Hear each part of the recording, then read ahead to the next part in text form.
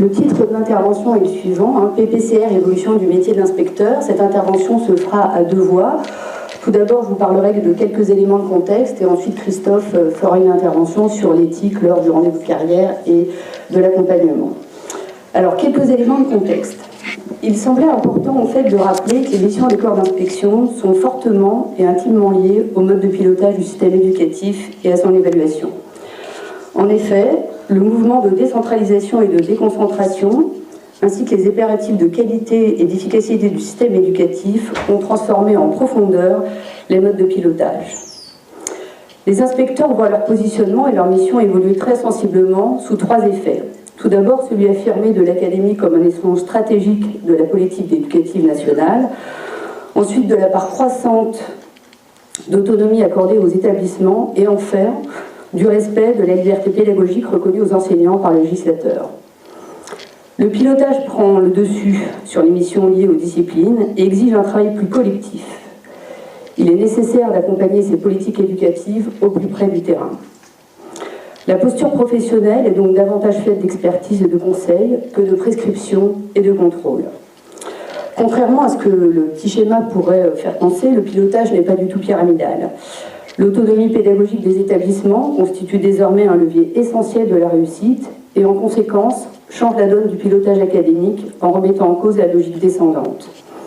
Les dernières réformes que nous avons eues, celle de la voie professionnelle, puis ensuite celle du lycée et celle dernièrement de la scolarité obligatoire, tout en fixant un cadre structurant qui caractérise le caractère national de l'éducation, ont laissé aux échelons intermédiaires et aux équipes pédagogiques une latitude importante pour s'adapter au contexte. Le décret de janvier 2012, qui clarifie la ligne hiérarchique entre le ministère et les établissements ou les écoles, précise cette nouvelle gouvernance académique.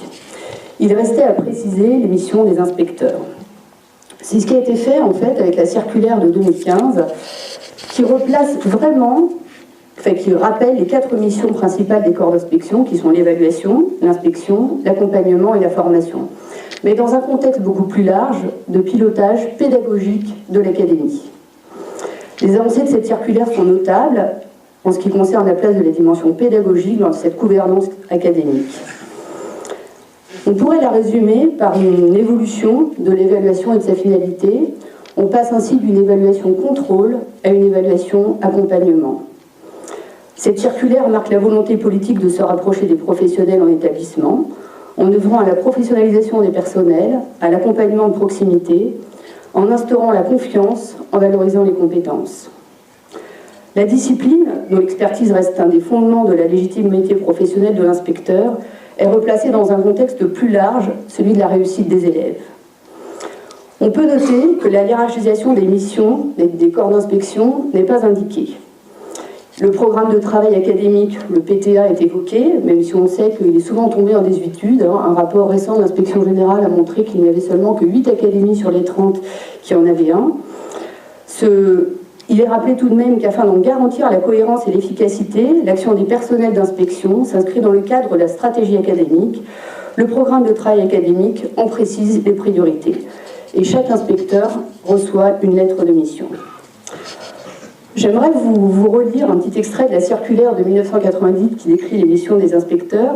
Elle précisait « Il est essentiel que les inspecteurs ne soient pas distraits de leur mission fondamentale par des participations non justifiées à des tâches où leur compétence n'est pas décisive. » Déjà, dès le départ, le problème de la hiérarchisation des tâches était posé. Il n'est toujours pas résolu, nous le savons bien. Ces évolutions modifient profondément les conditions d'exercice du métier. Elles diversifient fortement les activités des inspecteurs et induisent un renouvellement de leurs pratiques professionnelles tout en mobilisant de nouvelles compétences. Il me semblait essentiel tout de même de faire un petit focus sur l'évaluation actuelle des enseignants. Nous savons tous que l'inspection individuelle est souvent devenue une variable d'ajustement. En moyenne, enfin pas en moyenne, mais il a été montré qu'en fait, elle prenait une part de 20 à 80% de l'emploi du temps des inspecteurs. Nous savons tous que l'évaluation des enseignants est souvent assimilée au processus conduisant aux appréciations qui leur sont attribuées et exprime leur valeur professionnelle uniquement réservée par une note. Nous savons que cette évaluation est liée à des enjeux financiers qui en fait nuisent à la sincérité de cette évaluation à des fins formatives. Je ne vous rappellerai pas tout ce qui a pu être dit sur cette inéquité de cette évaluation. En termes de rythme d'inspection, nous savons tous qu'elles sont variables. En termes de critères d'évaluation, je vous ai rappelé en fait ici les critères qui étaient utilisés par les chefs d'établissement et les fameuses grilles, j'en ai pris une au hasard, je ne sais plus laquelle c'est, mais les différents échelons avec les notes. On pourrait résumer en fait cette notation par ceci. On ne sait plus très bien ce que la notation mesure, sinon peut-être l'ancienneté. Tout le monde s'accorde à dire qu'il faudrait un processus qui permettrait d'évaluer l'ensemble des activités de l'enseignant. C'est un peu ce qui a été fait par le décret Châtel de 2012, où en fait une auto-évaluation des enseignants a été proposée et un entretien individuel qui a eu lieu tous les 3 ans était fait avec le chef d'établissement. Vous savez tous que ce décret a été abrogé en 2012 suite à l'élection présidentielle. Alors, le parcours professionnel, carrière et rémunération. Il est important de le remettre en fait dans un processus qui est beaucoup plus large que celui de l'éducation nationale, puisque c'est un processus de la fonction publique qui prévoit en fait par principe que chaque fonctionnaire doit pouvoir dérouler une carrière complète sur au moins 2 grades. C'est une refonte des rémunérations et du déroulement des carrières qui est première et pas l'appréciation de la valeur professionnelle. D'ailleurs, si vous regardez le dossier de presse de mai 2016, que j'ai repris ici, il indiquait mieux rémunérer, mieux accompagner. C'était vraiment les 2 principaux messages qui devaient passer. Pour la Direction générale des ressources humaines, l'accompagnement représente à peu près 80% de cette nouvelle modalité, et c'est justement cette mise en œuvre de l'accompagnement qui sera un chantier prioritaire dans le processus PPCR. Alors, quelques mots sur le passage d'une notation à un compte-rendu du rendez-vous de carrière. Vous savez, je ne vais pas revenir dans les détails, que le contenu juridique est très précis, ça vous occupe beaucoup en ce moment. Ce compte-rendu permet toutefois quand même de mettre en avant le référentiel de compétences professionnelles des métiers du professorat et de l'éducation, qui était jusqu'à présent peu utilisé, si ce n'est peut-être en formation initiale et en formation continue. Ce référentiel précise pourtant les attentes institutionnelles actuelles vis-à-vis des enseignants, définit les compétences professionnelles attendues et reconnaît les spécificités du métier d'enseignant, ainsi que la culture commune des professions. Si vous regardez dans le détail, seules 2 compétences n'apparaissent pas dans ce compte-rendu. C'est une compétence qui est liée à l'utilisation d'une langue vivante étrangère et celle de la culture du numérique. Voilà. Nous savons tous que des questions demeurent. Elles vous préoccupent beaucoup en ce moment sur comment déterminer les 30%, qu'est-ce qu'un professeur excellent, mais elles ne doivent surtout pas, en fait, oublier la partie essentielle du PPCR, qui est l'accompagnement. Alors, j'ai ici, en fait, j'ai fait 2 focus. Un sur l'accompagnement tel qu'il est prévu par les textes, l'accompagnement individuel et collectif, et ensuite le paragraphe de la circulaire de 2015 qui précise, en fait, ce qu'est l'accompagnement des corps d'inspection. Vous verrez en fait que ces 2 textes sont très proches l'un de l'autre. Alors l'accompagnement n'est pas forcément fait par un inspecteur en permanence, mais par contre, vous devez vous en assurer. Il ne concerne pas uniquement les personnels en difficulté, il faut aussi repérer ce qui se fait de meilleur sur le terrain. Ça ne doit surtout pas être une variable d'ajustement. Là, il faudra en fait que ce soit défini dans votre plan de charge, et bien évidemment, il doit être piloté. Enfin, il ne faudrait pas oublier que cet accompagnement est un accompagnement de l'ensemble des personnels d'encadrement pédagogique, que ce soit les inspecteurs, tous les corps d'inspection, mais bien évidemment aussi les personnels de direction. La formation statutaire des personnels d'encadrement pédagogique est commune. Nous avons eu, il y a 3 semaines, un séminaire commun, interacadémique commun pour ces personnels. Mais il faut que ce travail soit davantage développé. Les enjeux éducatifs et pédagogiques relèvent pour beaucoup de problématiques plus globales et davantage transversales. Nous l'avons vu, il en a été ainsi pour la mise en œuvre du socle commun, de l'accompagnement personnalisé, de la scolarisation des élèves à besoins éducatifs particuliers, de la mise en place des parcours, de la lutte contre le décrochage scolaire, du climat scolaire, les usages du numérique. Beaucoup de dossiers sont communs et nécessite un travail entre les différents corps de l'encadrement pédagogique. Ce travail commun à montrer toute la richesse et les échanges et les spécificités de chaque corps. C'est un défi délicat pour vous, corps d'inspection, parce qu'il faut impulser sans prescrire, accompagner les établissements sans se substituer aux équipes de direction et aux enseignants, réguler l'ensemble sans faire un contrôle tatillon de dispositions dont la mise en œuvre élève de l'initiative locale. Il sera nécessaire en fait que cet accompagnement soit co-construit, basé sur une confiance et une estime professionnelle mutuelle et une réelle collaboration entre tous les acteurs. Le PPCR prévoit une co-évaluation des inspecteurs et des chefs d'établissement. Ce double regard sera porté. Il sera à la fois nécessaire au niveau des rendez-vous de carrière, mais aussi de l'accompagnement. J'aimerais finir ensuite par l'exploitation de toutes ces données que vous allez recueillir lors des rendez-vous de carrière et lors de l'accompagnement. Il est évident que ces données vous devez garder des traces de la richesse de ces informations, de ces analyses, et qu'elles devront nourrir les besoins en formation des personnels. Aujourd'hui, en fait, on forme les personnels plutôt sur les besoins de l'institution et pas forcément sur les réels besoins des enseignants. Voilà, ce qui permettra de faire la jonction avec l'intervention de Christophe. Je vous remercie.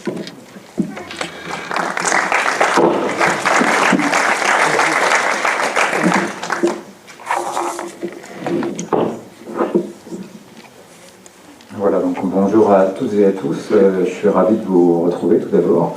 Et puis d'intervenir sur un sujet qui est à mes yeux important, qui va venir donc apporter un focus et un complément par rapport à ton intervention, Pascal, et qui s'inscrit dans le cadre d'une journée qui est à mes yeux une journée essentielle pour les deux académies que sont Dijon et Besançon, parce qu'elle porte sur un concept, les concepts de climat scolaire, qui est un concept qui maintenant nous est familier, mais sur lequel nous n'avons jamais fini de progresser, d'apprendre, tant il est complexe et tant il renvoie par définition au ressenti des acteurs, des élèves bien sûr, mais pas uniquement, au ressenti des familles, bien sûr aussi des professeurs, et bien au-delà, on va le voir. Alors on pourrait s'interroger sur le lien entre notre intervention et celle du climat scolaire. Je vais y revenir à la fin de mon propos. Alors cette dimension éthique, elle est centrale dans le processus d'accompagnement. Et pour cela, je voudrais en introduction distinguer ces deux processus que sont formation et accompagnement, car l'accompagnement lui-même s'inscrit dans une perspective de formation. Et s'il a été placé, en tout cas ce terme-là a été au cœur de la circulaire de décembre 2015 concernant les inspecteurs, c'est bien que c'est une nouvelle philosophie qui est ici posée comme étant celle que l'on attend en termes d'incarnation de la part des inspecteurs. L'accompagnateur, donc le formateur, l'inspecteur, le conseiller pédagogique, on attend de leur part qu'ils s'inscrivent dans un mouvement d'aller vers les personnes, et donc par définition de cheminer avec elles, de se placer sur le terrain qui est le leur, donc de tenir compte, on va le voir, de leur contexte, des circonstances qu'ils traversent. Et il est peut-être intéressant, dès lors que l'on réfléchit au concept d'accompagnement, d'aller voir retourner voir le BO du 23 juillet 2015 qui concerne les compétences du formateur, de personnel enseignant éducatif, et donc qui concerne aussi, donc, par voie de conséquence, la posture que peut avoir l'inspecteur à bien des moments, puisqu'il est dit qu'accompagner les équipes et les individus et les équipes doit s'opérer dans la durée, et qu'il y a là quelque chose de fondamentalement nouveau pour vous, peut-être pas complètement, mais au bon nombre d'entre vous, de situer le rendez-vous de carrière comme un moment d'un processus qui s'étale dans le temps.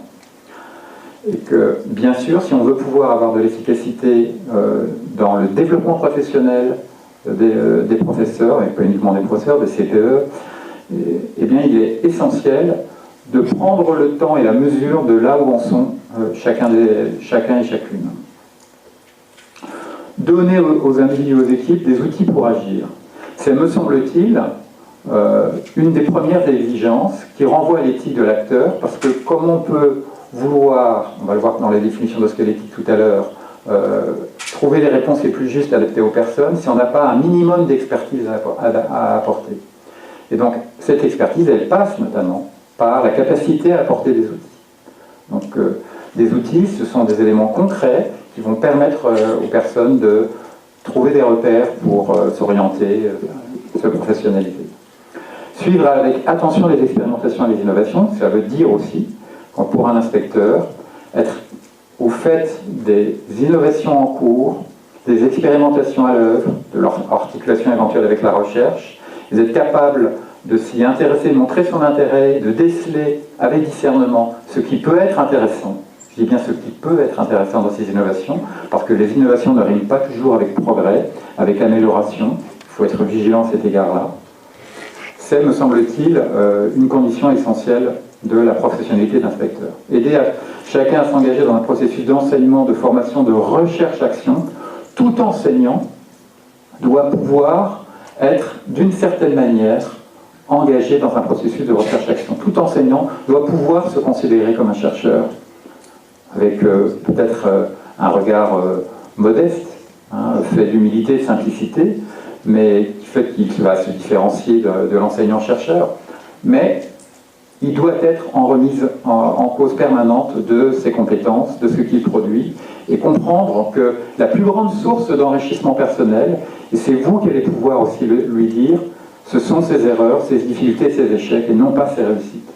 Et donc là, ça demande aussi un autre regard, une autre posture que celle d'inviter à considérer la personne que l'on accompagne comme une personne qui va s'enrichir avant tout de ses difficultés et de ses erreurs. Et cette homothétie que l'on va pouvoir incarner dans l'accompagnement, bien sûr, elle va être exigée dans le rapport que l'enseignant va avoir avec ses élèves ou que le CPE va avoir avec ses élèves. Alors c'est un ajustement qui vous engage dans un process qui est horizontal. Et c'est passer d'un mouvement qui était habituellement vertical, un processus vertical, à un processus beaucoup plus horizontal, puisqu'il va falloir s'adapter à chaque personne que l'on rencontre, que l'on accompagne, avec cette conscience qu'il y a toujours dans l'accompagnement des enjeux qui relèvent de la capacité à faire en sorte que le potentiel de chacun, le potentiel parfois aussi d'une équipe, puisse s'exprimer pleinement. Et je crois qu'un inspecteur apporte véritablement toute la fécondité à l'accompagnement qu'il met en œuvre lorsqu'il parvient à réveiller le potentiel d'une personne, à l'amplifier, à lui permettre de s'exprimer pleinement, et à faire en sorte que cette personne, dans sa relation aux élèves, soit une personne qui soit totalement engagée, de manière authentique et de manière suffisamment, en tout cas, agréable pour que les élèves soient eux-mêmes dans cette réciprocité d'engagement à laquelle elle engage. Construire et conforter des compétences collectives, être inspecteur, c'est aussi beaucoup conforter, c'est aussi dire tout ce qui va bien, c'est aussi aller sur le terrain des feedbacks positifs, parce que le feedback de celui qui incarne symboliquement le père, quand on est inspecteur ou inspectrice, on est dans ce registre du symbolique de l'autorité, eh bien, dire à quelqu'un combien on apprécie son travail, c'est sans doute, en termes de gestes professionnels, l'un des premiers gestes éthiques qu'il faut garder présent à sa conscience. Et ce sont des paroles qui marquent, les paroles de reconnaissance. Surtout quand on a face à soi quelqu'un qui est engagé, qui essaie de donner le meilleur de lui-même. Professionnalisation et développement personnel, Didier Michel y reviendra demain, en détail, vous le verrez, avec une distinction importante entre ces deux notions qui peuvent apparemment paraître proches. Qualité des rapports des personnels à l'institution, ce qui est en jeu, bien sûr, derrière cela, c'est aussi le rapport à l'institution. Et un enseignant qui, à travers les inspections, à travers l'accompagnement, se réconcilient ou continuent à développer un rapport positif, un rapport de considération à l'égard de l'inspecteur et de l'institution qui le représente, c'est toujours, en tout cas, le gage d'un avenir qui peut s'annoncer comme positif, comme fécond pour lui. Alors le mot accompagner, cette notion qui est une très très belle notion, elle mérite quand même qu'on s'y attarde un peu, je ne vais pas être très long, mais elle nous invite justement sur le terrain de l'éthique, puisqu'elle renvoie, si on va au-delà de l'étymologie, partager le pain, si on va au-delà de cette étymologie, on voit bien que accompagner, c'est d'abord être le compagnon d'eux. Et être le compagnon, ça engage dans des réciprocités de confiance, d'engagement, d'exigence et aussi de respect. Et cette exigence, ce n'est pas forcément l'exigence à l'égard de l'autre, c'est l'exigence vis-à-vis de soi-même. Et être inspecteur, c'est bien sûr de temps en temps manifester des exigences avec bienveillance, mais c'est aussi, par ce processus-là, engager une certaine exigence vis-à-vis de soi. Et l'éthique, c'est à cela qu'elle nous invite, et je vais m'y attarder un petit peu tout à l'heure. Donc c'est cheminer aux côtés d'eux, donc c'est forcément chercher à aller dans la même direction, tout en s'adaptant à l'autre, en prenant le temps, en s'adaptant au contexte dans lequel il est. Donc c'est un processus qui est évidemment attaché à la singularité de ce que vit l'autre. C'est servir de guide, contrairement à ce qu'on peut entendre. Moi je crois que l'éthique de l'inspecteur, c'est une éthique qui, de temps en temps, l'autorise à poser des conseils, donner des repères pour guider. En tout cas, les proposer. C'est mettre en valeur, c'est valoriser. Ça peut être parfois même jusqu'à célébrer lorsque la personne est engagée dans quelque chose qui mérite de l'être. C'est saluer, reconnaître, c'est donc honorer. Il y a dans le processus d'accompagnement quelque chose qui est éminemment grand, puisqu'il honore l'autre. On prend la mesure de ce qu'est l'autre. Alors le sens de l'éthique, je le rappelle, je suis déjà un peu intervenu sur cette question. On parle de disposition psychique, de posture. Les auteurs ne sont pas tous d'accord, mais où on est à peu près d'accord dans la littérature, c'est que ce type de posture qui engage la délibération s'interroge sur la décision, le regard le plus juste à adopter dans l'intérêt de l'autre, ce qui est bien pour l'autre. C'est donc une posture, un regard, une manière de fonctionner qui interroge la morale. Et c'est pour ça que beaucoup de philosophes moralistes confondent éthique morale et morale de manière volontaire, puisque effectivement, lorsqu'on est dans une démarche éthique, on convoque la morale. Mais il est clair que lorsqu'on convoque la morale, on est dans la morale. Donc il y a cette confusion, et qui est bien légitime, mais qui doit nous amener à bien faire la distinction entre morale et entre éthique et déontologie. La déontologie renvoie aux devoirs du fonctionnaire. Et ces devoirs, on les connaît tous, et ils doivent être présents à la conscience de tout inspecteur, bien sûr, de tout formateur dans un processus d'accompagnement, puisque accompagner, c'est aussi parfois rappeler un certain nombre de devoirs lorsque les droits fondamentaux notamment des élèves sont bafoués. Alors l'éthique, c'est ce petit, et j'aime bien cette caractérisation de Sandra Loger, c'est un espace de délibération que l'on ouvre volontairement ou pas, consciemment ou pas, mais que l'on ouvre à l'intérieur de soi, parfois quelques secondes, pour pouvoir s'interroger, justement, c'est cet arc de questionnement, de positionnement sur la conduite la meilleure à tenir pour l'autre. Donc c'est une attention à la singularité de ce que l'on observe et de ce que l'on considère dans la rencontre avec l'autre. Et donc, l'éthique est centrée sur cette question, comment agir au mieux pour l'élève, pour l'enseignant, puisque l'inspecteur, bien sûr, derrière l'observation de l'enseignant, a toujours ce regard sur les élèves, mais aussi s'interroger au mieux dans l'intérêt des parents, de l'équipe. C'est donc un quadruple regard. Le regard éthique de l'inspecteur, c'est un quadruple regard sur ces 4 niveaux d'observation. Comment amener donc, dans ce cadre-là les personnels à être authentiques et honnêtes lors des rendez-vous de carrière? Parce que la réalité aussi du processus nouveau dans lequel on vous convie, auquel on vous convie, c'est un processus pour lequel on va régulièrement trouver aussi des personnes qui ne sont pas totalement et pleinement, sincèrement et honnêtement engagées. à livrer complètement ce qu'elles sont. Et c'est bien normal, puisqu'on vient les voir à un rythme qui reste très ponctuel et étalé sur un nombre d'années. 3 rendez-vous de carrière sur 21 ans, ça fait peu. Donc forcément, on risque d'avoir des personnes qui ne sont pas totalement authentiques, totalement peut-être honnêtes dans ce qu'elles nous donnent à voir, dans ce qu'elles nous livrent en termes d'analyse. Et donc tout l'enjeu ici pour vous, c'est de parvenir à les emmener sur un terrain, dans une qualité de relation qui permet de se rapprocher de cette authenticité, cette honnêteté, pour faire en sorte que l'accompagnement qui va en découler soit un accompagnement véritable, qui réponde aux besoins et aux difficultés rencontrées dans la relation. C'est dans cela qu'on arrive vraiment à un partenariat constructif. Alors cette question, qu'est-il juste que je fasse, que je dise, que j'écrive dans les quelques lignes qui vont être rendues, bien sûr engage une dimension éthique forte, puisque c'est la question de la trace ici qui est posée. J'étais déjà intervenu sur cette question-là pour, dans la relation aux élèves, rappeler qu'il y a les philosophes nous livrent 4 grandes orientations pour décliner les possibles de l'éthique. C'est la même chose lorsqu'on est inspecteur vis-à-vis des personnels. Il y a bien sûr la conscience des conséquences.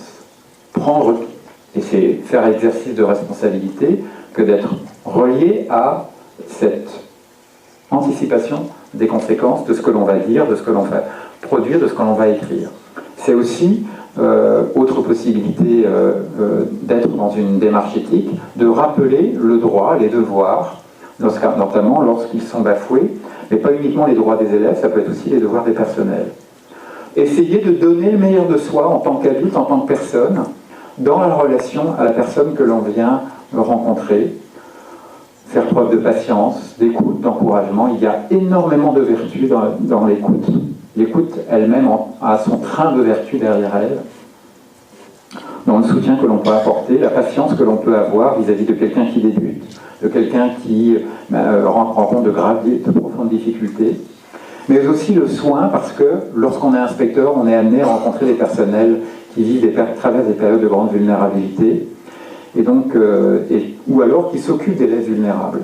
Et donc, cette dimension du care qui doit être présente dès lors que vous êtes en situation de dialoguer ou d'observer de la vulnérabilité, elle vous oblige à être attentif, à répondre et à satisfaire en priorité les besoins fondamentaux de la personne ou des élèves. Et être attentif aux besoins, c'est être attentif bien sûr à ce méta-besoin qui est le besoin de sécurité. Un enseignant ne vous dira pas un certain nombre de choses s'il n'est pas sécure avec vous dans la relation, au même titre qu'un élève ne s'engagera pas totalement dans la relation avec un professeur s'il n'est pas dans une relation sécure. Donc il y a là un véritable défi. Il y a une question qui pourrait être posée cet après-midi dans l'atelier, comment on sécurise la relation d'accompagnement. Alors pour terminer, je dirais que l'éthique de l'accompagnement des personnels, c'est une éthique de chaque instant, c'est une éthique de l'accueil, parce qu'on doit prendre acte du contexte. C'est une éthique de l'observation. Il y aura une intervention notamment sur les entretiens d'explicitation. Il faut savoir que l'entretien d'explicitation est étroitement attaché à revenir sur les différentes composantes de l'action, de l'activité, de la prise de décision. Donc beaucoup d'entre vous connaissent déjà cela. Une éthique de l'analyse, traquer ses propres a priori, c'est une des premières choses lorsqu'on est inspecteur, faire taire ses a priori lorsqu'on arrive dans la classe, lorsqu'on vient à la rencontre d'une personne pour un rendez-vous de carrière ou pour l'accompagnement. Repérer les réussites en priorité, être dans une méta-éthique, c'est-à-dire dans une éthique qui observe l'éthique de l'acteur. Donc le faire sans a priori. Une éthique de l'entretien, bien sûr, c'est-à-dire une éthique où on donne avant tout la parole et où on amène la personne à s'appuyer sur ce qui est objectivable, c'est-à-dire sur les faits, sur des outils comme par exemple le référentiel de compétences, sur le parcours de la personne, ce qui peut être objectivé avant d'être nourri d'une parole subjective. C'est bien sûr, je le disais tout à l'heure, dans la posture, à travers l'écoute rogérienne, à travers ces 4 réciprocités que vous pouvez retenir par les 4 premières lettres qui forment le participe passé de verbe créé. Je crois que c'est une manière de le retenir, parce que sans cette réciprocité, vous ne pouvez pas parvenir à ce que cet accompagnement se déroule dans, en tout cas avec fécondité, avec satisfaction de part et d'autre. Qualité de la communication, parce que l'éthique, comme le disait Habermas, c'est avant tout une éthique de la communication, mais une éthique qui passe par une attention au non-verbal, aux gestes, aux regards, aux attitudes qui sont les nôtres, et au ton surtout sur lequel on dit les choses. On peut, et c'est parfois difficile et délicat, faire entendre notre insatisfaction, mais il est clair que la manière dont on le dit, les mots et les regards que l'on choisit, et le ton sur lequel on s'exprime vont être absolument déterminants vis-à-vis de la manière dans laquelle la personne va le recevoir et en faire quelque chose. C'est enfin une éthique de la trace écrite, j'en ai un petit peu parlé tout à l'heure, puisqu'il est évident que la trace écrite nous place notre jugement dans une temporalité qui n'a rien à voir avec celle d'un entretien. Alors pour terminer cette dernière diapo, pour vous dire que l'éthique, elle n'est pas simplement dans, vous voyez cette compétence en violet, ici, agir en éducateur responsable et selon des principes éthiques, elle n'est pas que là, l'éthique. Elle se situe derrière chacune des compétences. Si on reprend la définition même de ce qu'est l'éthique, c'est-à-dire essayer de trouver la décision, la posture la plus juste pour l'autre, eh bien l'éthique est derrière chaque appréciation et chacune des compétences observées, interrogées, questionnées.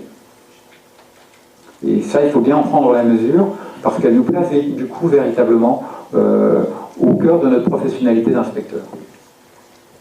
Alors, pour enfin faire le lien avec la journée, puisque je l'avais dit dans mon propos introductif, qu'il y a un lien étroit avec la notion de climat scolaire, eh bien, on le sait tous, le climat scolaire, l'une des composantes majeures, c'est la compétence relationnelle.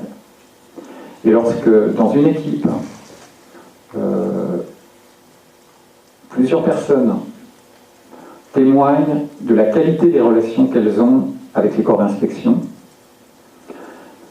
il est clair que l'état d'esprit dans lequel elles travaillent, en tout cas, n'est pas du tout comparable à ce que l'on peut observer lorsque dans un établissement, il y a des tensions liées à des inspections qui sont mal déroulées, à des rendez-vous, là ça serait des rendez-vous de carrière, qui débouchent sur des tensions.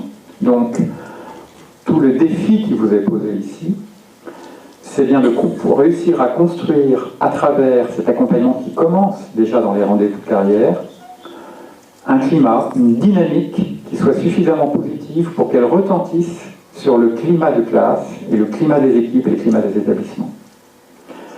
Vous êtes sans doute, et c'est toute votre responsabilité, particulièrement engagé dans ce processus-là, même si vous n'en verrez pas les effets de manière immédiate. Mais il faut, me semble-t-il, que ce soit toujours présent dans votre conscience. Voilà, donc il y a un certain nombre d'exigences que j'ai posées, et quand on parle de défi, on imagine qu'effectivement ce n'est pas facile, et beaucoup d'entre vous ont suffisamment d'expérience pour pouvoir accompagner ceux qui ont été récemment nommés, mais il y a dans cette attention permanente à laquelle nous invite l'éthique, toute la manière et toute la matière pour pouvoir nous donner des repères pour, en tout cas, essayer de faire au mieux. Et s'il y a bien quelque chose dont les enseignants, les CPE se rendent compte lorsqu'on est dans une relation qui se veut éthique, c'est l'effort que l'on met à faire en sorte d'être le plus utile et d'être quelqu'un qui compte dans la vie de la personne que l'on rencontre et que l'on a ici en entretien ou en accompagnement. Voilà, écoutez, merci de votre attention et puis beaucoup d'enthousiasme dans la mise en œuvre de tout cela.